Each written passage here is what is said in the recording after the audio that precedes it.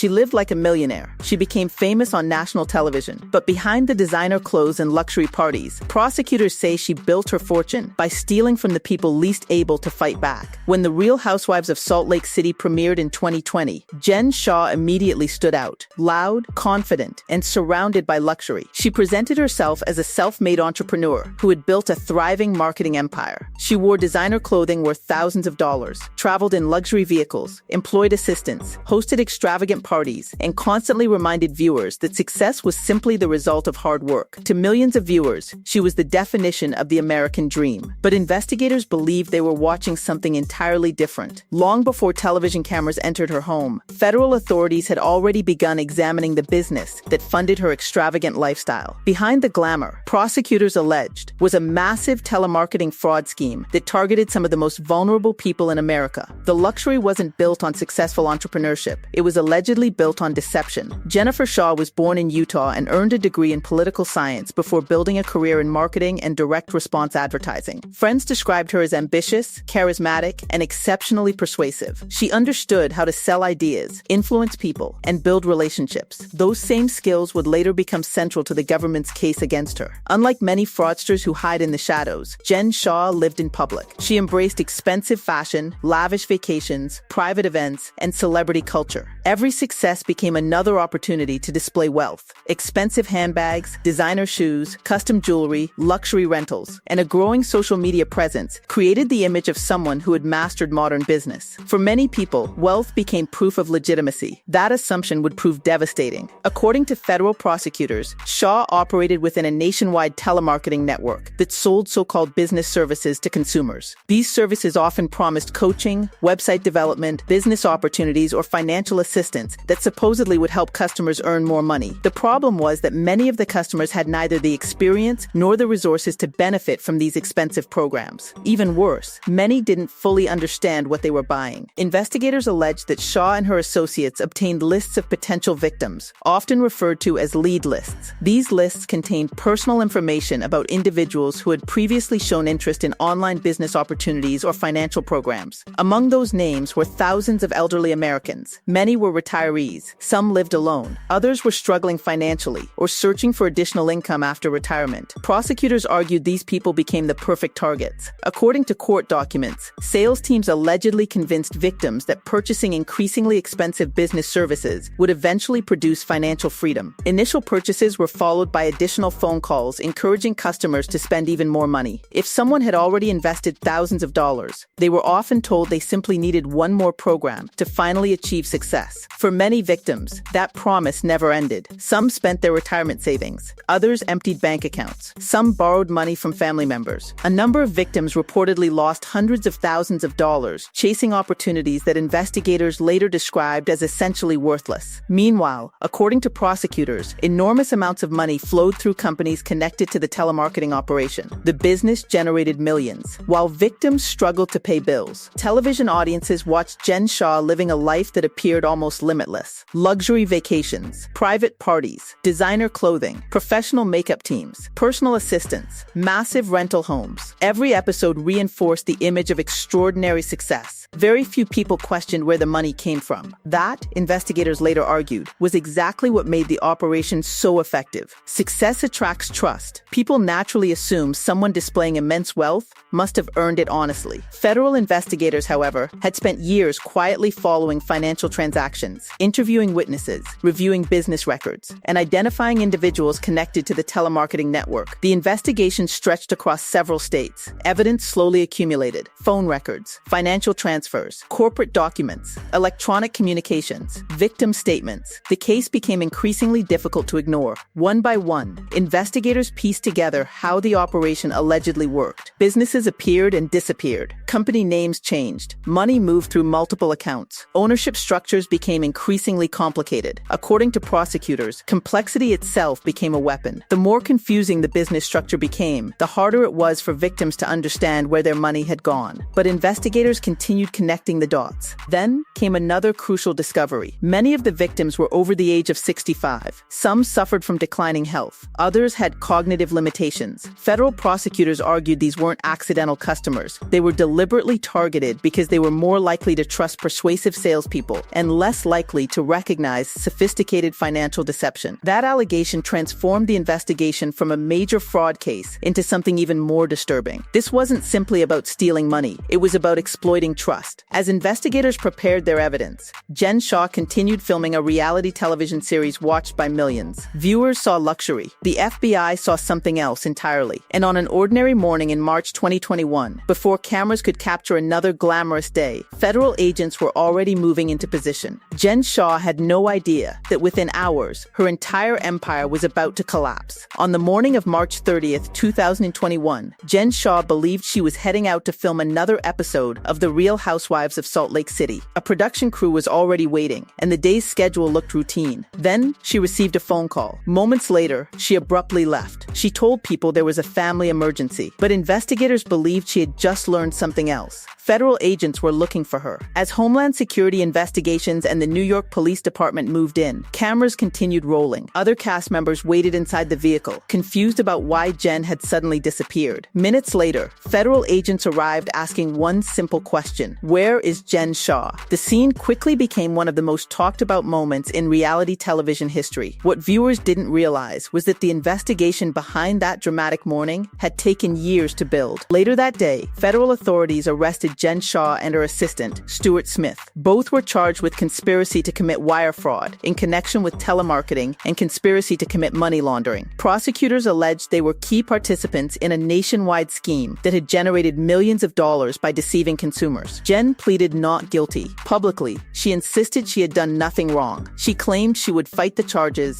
and clear her name. Meanwhile, federal prosecutors continued organizing thousands of pages of financial records, business documents, emails, phone records, and victim statements. They argued the fraud wasn't a misunderstanding or a failed business venture. According to the government, it was a carefully organized operation that deliberately targeted vulnerable people and extracted as much money as possible before moving on to the next victim. As the legal battle unfolded, another surprise changed everything. Jen's longtime associate, Stuart Smith, chose to cooperate with prosecutors. He pleaded guilty and admitted his role in the fraud. His cooperation strengthened the government's case and increased pressure on Jen, who continued maintaining her innocence for more than a year. Then, just weeks before trial, everything changed. In July 2022, Jen Shah appeared in federal court and entered a guilty plea. After repeatedly denying every allegation, she admitted that she had participated in the telemarketing scheme. Under oath, she acknowledged that many of the people targeted by the operation were over the age of 55, and that she knew the services being sold had little or no real value to many customers. It was a stunning reversal. For years, she had projected complete confidence. Now, in a courtroom, she admitted her role in one of the largest telemarketing fraud cases connected to reality television. During sentencing, prosecutors described heartbreaking stories from victims whose lives had been permanently altered. Some had lost retirement accounts they had spent decades building. Others were left struggling to pay for housing, healthcare, or everyday expenses after believing promises that never had any chance of becoming reality. For many victims, the financial loss was only part of the damage. They also lost something much harder to recover: trust. Many became afraid to answer their phones. Some blamed themselves for believing persuasive sales representatives. Others admitted they felt embarrassed and ashamed, making them reluctant to report what had happened until it was too late. The emotional damage often lasted far longer than the financial losses. In January 2023, a federal judge sentenced Jen Shah to 6.5 years in federal prison, followed by supervised release. She was also ordered to forfeit millions of dollars and pay restitution to victims. The sentence marked the dramatic collapse of a public image built on wealth, confidence, and success. The luxury designer bags, the expensive jewelry, the lavish vacations, the glamorous parties. Much of it had been financed by money prosecutors said should never have belonged to her. Psychologically, Jen Shah's story reflects one of the most dangerous forms of greed. It wasn't survival. It wasn't desperation. It was escalation. Behavioral experts often describe a phenomenon known as lifestyle inflation. As wealth increases, luxury quickly becomes normal. Yesterday's success no longer feels satisfying. Bigger homes replace smaller ones. Designer brands replace ordinary clothes. Private parties replace simple gatherings. Eventually, maintaining the image becomes just as important as creating it. That pursuit can become addictive. In Jen Shah's case, prosecutors argued that the operation continued for years because enormous profits made it difficult to stop. Every successful sale encouraged another. Every luxury purchase reinforced the public image she wanted the world to believe. The tragedy is that the victims were never anonymous numbers on a spreadsheet. They were grandparents hoping to supplement retirement income, widows searching for financial security, people living on fixed incomes, individuals who believed someone promising opportunity instead of exploitation. Their savings became someone else's luxury. The irony is impossible to ignore. Jen Shah became famous by inviting cameras into her life, believing viewers would admire her success. Instead, those same cameras captured the beginning of her downfall. What started as reality television ended as a federal criminal case. Today,